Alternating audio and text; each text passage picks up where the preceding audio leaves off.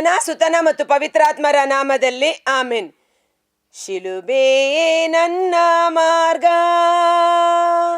ಮುಂದೆ ನಡೆಯುವಾಗ ಹಿಂದೆ ನೋಡಲಾರೆ. ಯೇಸುವೇ ಜೀವದಾತ, ಶಿಲುಬೆಯೇ ನನ್ನ ಮಾರ್ಗ,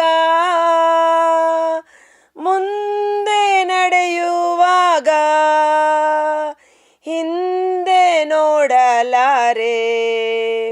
ಯೇಸುವೇ ಜೀವದಾತ, ನನ್ನೇಸುವೇ ಜೀವದಾತ. ಪ್ರಭು ಕ್ರಿಸ್ತರಲ್ಲಿ ಆತ್ಮೀಯ ಸಹೋದರ ಸಹೋದರಿಯರೇ, ಈ ದಿನ ನಾವು ಧ್ಯಾನಿಸಿರುವ ಶಿಲುಬೆ ಹಾದಿಯ 2ನೆಯ ಸ್ಥಳ. ಪ್ರಭು ಯೇಸು ಭಾರವಾದ ಶಿಲುಬೆಯನ್ನು ಹೊತ್ತುಕೊಂಡು ಕಲ್ವಾರಿ ಪ್ರಯಾಣವನ್ನು ಮುನ್ನಡೆಸುತ್ತಿದ್ದಾರೆ. ಪ್ರಭು ಯೇಸುವೇ, ನಿಮ್ಮನ್ನು ಆರಾಧಿಸಿ ನಮಸ್ಕರಿಸಿ ನಿಮಗೆ ಕೃತಜ್ಞತಾ ಸ್ತೋತ್ರವನ್ನು ಮಾಡುತ್ತಿದ್ದೇವೆ, ಏಕೆಂದರೆ ನಿಮ್ಮ ಪವಿತ್ರ ಶಿಲುಬೆಯಿಂದ ಲೋಕವನ್ನು ರಕ್ಷಿಸಿದ್ದೀರಿ. ಪ್ರವಾದಿ ಯೆಶಾಯನ ಗ್ರಂಥ 53ನೇ ಅಧ್ಯಾಯ ವಚನ 4. ನಿಜವಾಗಿ ವಹಿಸಿಕೊಂಡನಾತ ನಮ್ಮ ಬಾಧೆಗಳನ್ನು, ಹೊರೆಯಂತೆ ಹೊತ್ತನಾತ ನಮ್ಮ ಕಷ್ಟ ಸಂಕಟಗಳನ್ನು.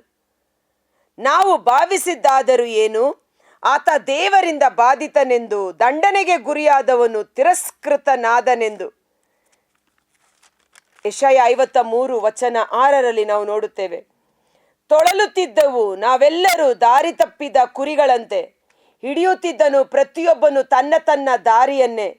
ನಮ್ಮೆಲ್ಲರ ದೋಷವನ್ನು ಸರ್ವೇಶ್ವರ ಹಾಕಿದ್ದ ಆತನ ಮೇಲೆ. ಪ್ರಭು ಯೇಸು ಪಾಪವನ್ನೇ ಅರಿಯದ ಪ್ರಭು ಯೇಸು ಈ ಲೋಕದಲ್ಲಿ ಶರೀರ ರೂಪದಲ್ಲಿ ಜೀವಿಸುವಾಗಲೂ ಪಾಪವನ್ನೇ ಮಾಡದ ಪ್ರಭು ಯೇಸು ನಮಗಾಗಿ ಶಾಪ ಸ್ವರೂಪಿಯಾಗಿ ಮಾರ್ಪಟ್ಟರು. ಹಳೆಯ ಒಡಂಬಡಿಕೆಯ ಕಾಲದಲ್ಲಿ ಶಿಲುಬೆ ಶಾಪದ ಸಂಕೇತ. ಯಾರು ಕಠಿಣವಾದ ಪಾಪಗಳನ್ನು, ಮಾರಕವಾದ ಪಾಪಗಳನ್ನು ಮಾಡಿರುತ್ತಾರೋ ಅಂಥವರಿಗೆ ಕೊಡುವಂಥ ಶಿಲುಬೆಯ ಮರಣ ಅವಮಾನಕರವಾದ ಮರಣ, ಅವಮಾನಕರವಾದ ಕೃತ್ಯ. ಶಿಕ್ಷೆಗಳಲ್ಲೆಲ್ಲ ಅತಿ ಕಠಿಣವಾದ ಕ್ರೂರವಾದ ಶಿಕ್ಷೆ ಶಿಲುಬೆಯ ಮರಣವಾಗಿತ್ತು.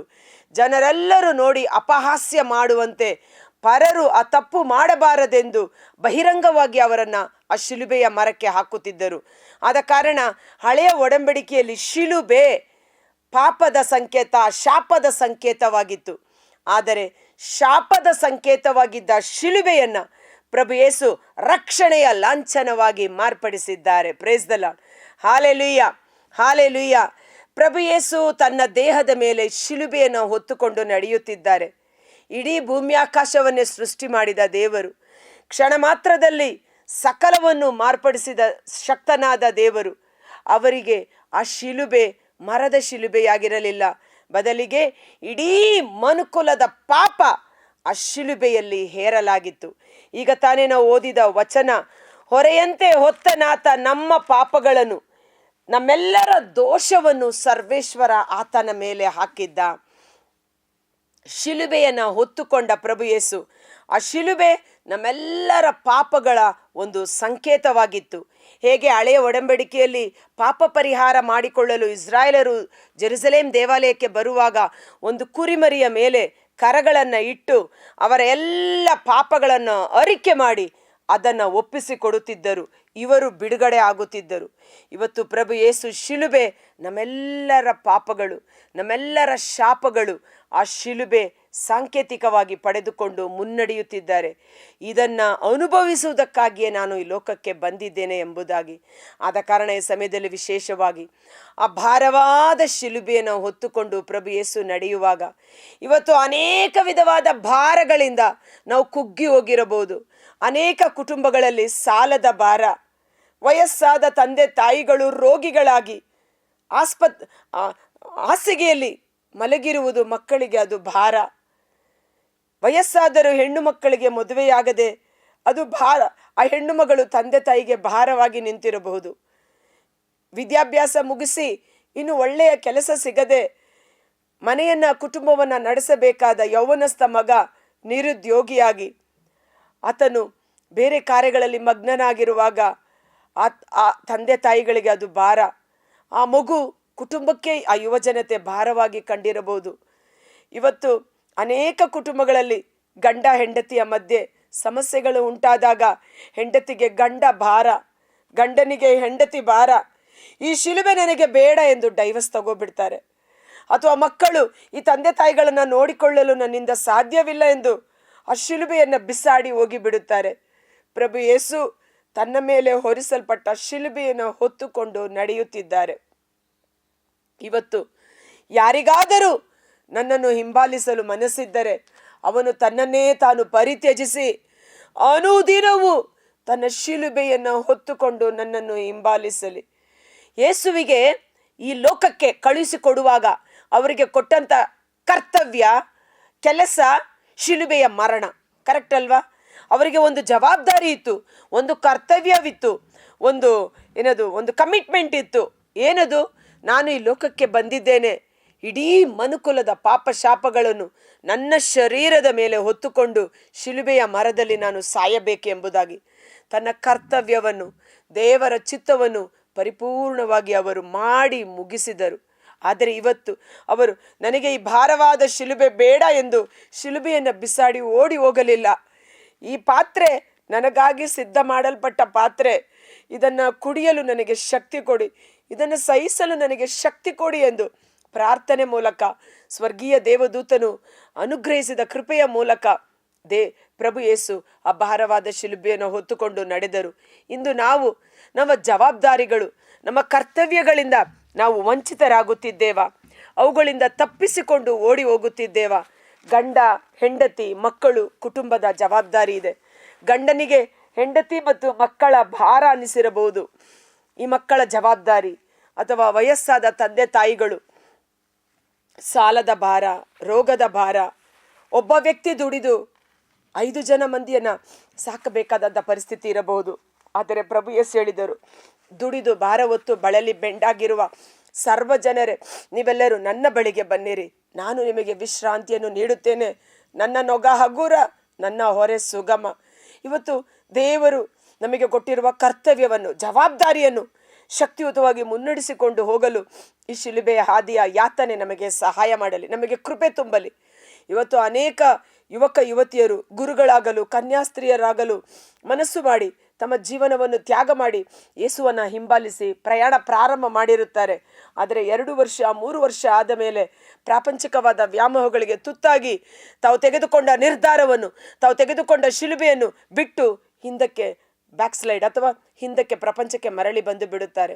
ಅದೇ ರೀತಿ ಗಂಡ ಹೆಂಡತಿ ದೇವರ ಸನ್ನಿಧಾನದಲ್ಲಿ ಒಂದು ಕಮಿಟ್ಮೆಂಟ್, ಒಡಂಬಡಿಕೆ ಮಾಡಿಕೊಳ್ಳುತ್ತಾರೆ.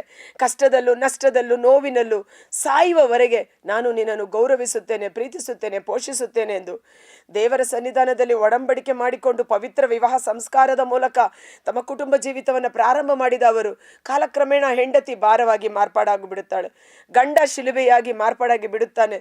ಈ ಶಿಲುಬೆ ನನಗೆ ಬೇಡ ಎಂದು ಸುಲಭವಾಗಿ ನಾವು ಒದರಿ ಡೈವರ್ಸ್ ಅಥವಾ ಅದು ಬೇಡ ಎಂದು ಬಿಟ್ಟು ಹೋಗುತ್ತೇವೆ.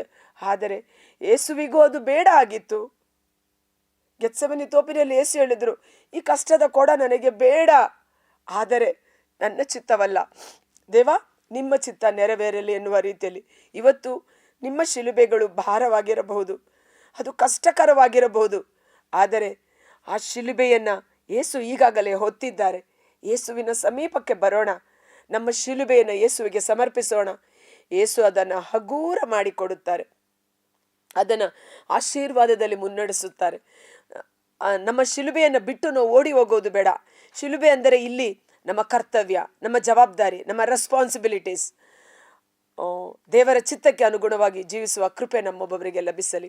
ಕರ್ತರಾದ ಯೇಸುವೆ, ಈ ಮುಂಜಾನೆ ಜೀವಸ್ವರವನ್ನು ಆಲಿಸುತ್ತಿರುವ ಪ್ರತಿಯೊಬ್ಬ ಸಹೋದರ ಸಹೋದರಿಯರು, ಅವರ ಕುಟುಂಬಗಳನ್ನು ನಿಮ್ಮ ಕರಗಳಿಗೆ ಸಮರ್ಪಿಸುತ್ತೇನೆ.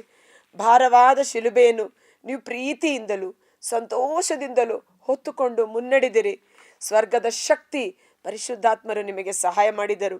ನಿಮ್ಮಂತೆಯೇ ನಾವು ಸಹ ಈ ಕುಟುಂಬ ಜೀವಿತದಲ್ಲಿ, ಇಹಲೋಕದ ಈ ಒಂದು ಭೌತಿಕ ಶಾರೀರಿಕ ಜೀವಿತದಲ್ಲಿ ನಮಗೆ ಒದಗುವ ನಮ್ಮ ಶಿಲುಬೆಯನ್ನು ಅನುದಿನವೂ ಹೊತ್ತುಕೊಂಡು ಯೇಸುವೆ ನಿಮ್ಮನ್ನು ಹಿಂಬಾಲಿಸಲು, ನಿಮ್ಮ ಹೆಜ್ಜೆ ಜಾಡಿನಲ್ಲಿ ಮುನ್ನಡೆಯಲು ನಮಗೆ ಬೇಕಾದ ಕೃಪೆಯನ್ನು ನೀಡಿರಿ ಯೇಸುವೆ. ಕುಟುಂಬಗಳಲ್ಲಿರುವ ಎಲ್ಲ ವಿಧವಾದ ಭಾರ, ದುಡಿದು ಭಾರ ಹೊತ್ತು ಬಳಲಿ ಬೆಂಡಾಗಿರುವ ಸರ್ವ ಜನರೇ, ನೀವೆಲ್ಲರೂ ನನ್ನ ಬಳಿಗೆ ಬನ್ನಿರಿ, ನನ್ನಿಂದ ಕೇಳಿ ಕಲಿತುಕೊಳ್ಳಿರಿ. ನಾನು ದೀನ ಹೃದಯದವನು, ವಿನಯಶೀಲನು, ನನ್ನ ನೊಗ ಹಗೂರ, ನನ್ನ ಹೊರೆ ಸುಗಮ ಎಂದು ನುಡಿದ ಪ್ರಭು ಯೇಸುವೆ, ನಿಮ್ಮ ವಿಶ್ರಾಂತಿಯನ್ನು ನಮ್ಮೆಲ್ಲರಿಗೂ ಅನುಗ್ರಹಿಸಿರಿ. ನಮ್ಮ ಅನುದಿನ ಶಿಲುಬೆಯನ್ನು ಹೊತ್ತಿಕೊಂಡು ಪ್ರೀತಿಯಿಂದಲೂ ಸಹನೆಯಿಂದಲೂ ದೇವರ ಚಿತ್ತ ಎಂದು ಅದನ್ನು ಸಂತೋಷದಿಂದ ಸ್ವೀಕರಿಸಿ ನಿಮ್ಮನ್ನು ಹಿಂಬಾಲಿಸಿ ಆ ಜೀವಿತ ಯಾತ್ರೆಯನ್ನು ಮುನ್ನಡೆಸಲು ನಮಗೆ ಬೇಕಾದ ಕೃಪೆಯನ್ನು, ಪವಿತ್ರಾತ್ಮರ ಅಭಿಷೇಕವನ್ನು ನಮ್ಮೊಬ್ಬೊಬ್ಬರಲ್ಲಿ ಯಥೇಚ್ಛವಾಗಿ ಸುರಿಸುವಂತೆ ಯೇಸುವಿನ ಅದ್ಭುತಕರವಾದ ನಾಮದಲ್ಲಿ ಪ್ರಾರ್ಥಿಸುತ್ತೇವೆ. ಆಮೇನ್. ನಮ್ಮ ಮೇಲೆ ದಯತೋರಿ ಸ್ವಾಮಿ, ನಮ್ಮ ಮೇಲೆ ದಯತೋರಿ. ವಿಶ್ವಾಸಿಗಳ ಆತ್ಮಗಳು ಸರ್ವೇಶ್ವರನ ಕೃಪೆಯಿಂದ ಸಮಾಧಾನದಲ್ಲಿ ವಿಶ್ರಮಿಸಲಿ. ಪ್ರಭು ಯೇಸು ಕ್ರಿಸ್ತರ ಶಾಂತಿ, ಸಮಾಧಾನ, ತಂದೆ ದೇವರ ಕೃಪಾವರಗಳು, ಪವಿತ್ರಾತ್ಮರ ಅನ್ಯೋನ್ಯತೆ ನಮ್ಮ ಹೃನ್ಮನಗಳಲ್ಲಿ, ನಮ್ಮ ಕುಟುಂಬಗಳಲ್ಲಿ ಯಥೇಚ್ಛವಾಗಿ ಸುರಿಸಲ್ಪಡಲಿ. ಆಮೇನ್.